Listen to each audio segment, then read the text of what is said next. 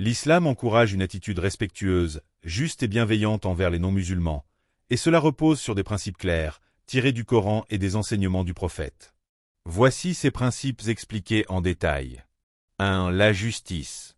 L'islam insiste sur la justice en toutes circonstances, même envers ceux qui pourraient être perçus comme ennemis. Le Coran dit clairement « Et ne laissez pas la haine pour un peuple vous inciter à être injuste. Soyez juste, cela est plus proche de la piété. » Coran, sourate 5, verset 8. Cela signifie que même si vous êtes en désaccord ou en conflit avec quelqu'un, vous devez agir avec équité. La justice est une valeur universelle qui rapproche de la piété. 2. Le respect de la liberté religieuse. L'islam ne force personne à adopter ses croyances. Le choix de la religion est personnel, comme l'enseigne ce verset du Coran. Nulle contrainte en religion.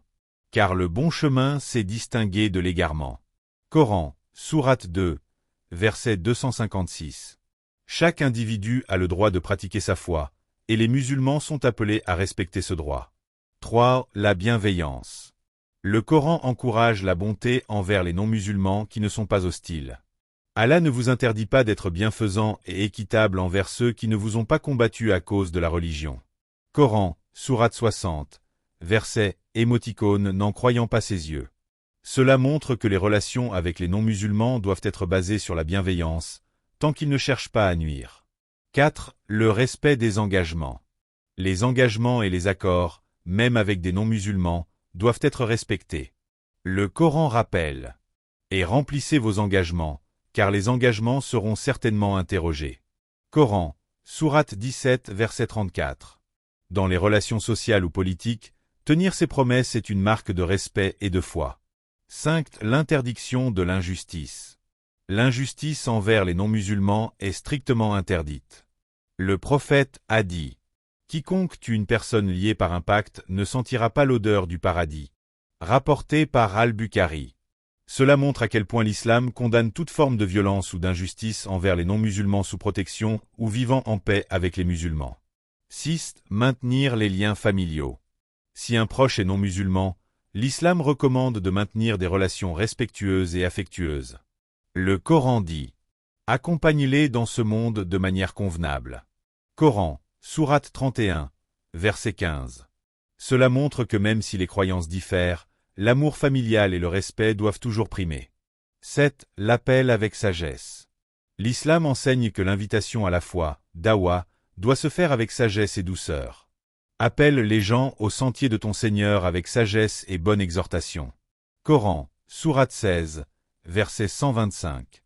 Cela exclut toute forme de contrainte ou de violence dans la transmission du message de l'islam. 8. Aider en cas de besoin. Le prophète a montré l'exemple en aidant ses voisins non musulmans dans leurs difficultés. Par exemple, il visitait les malades, qu'ils soient musulmans ou non, et leur montrait toujours de la compassion. Cela démontre que l'humanité passe avant les différences religieuses. 9. Ne pas insulter leurs croyances. Le respect mutuel exige de ne pas insulter ou rabaisser les croyances des autres.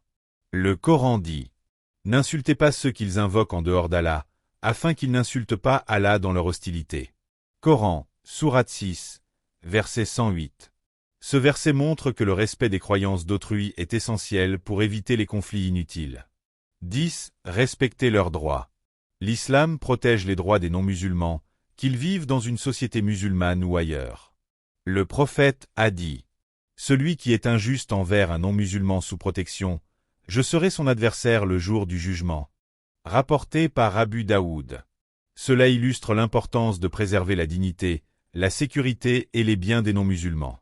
Ces principes montrent que l'islam prône une coexistence pacifique, basée sur la justice, la bienveillance et le respect des différences. Ces valeurs, lorsqu'elles sont appliquées, contribuent à une société harmonieuse où chacun peut vivre dignement.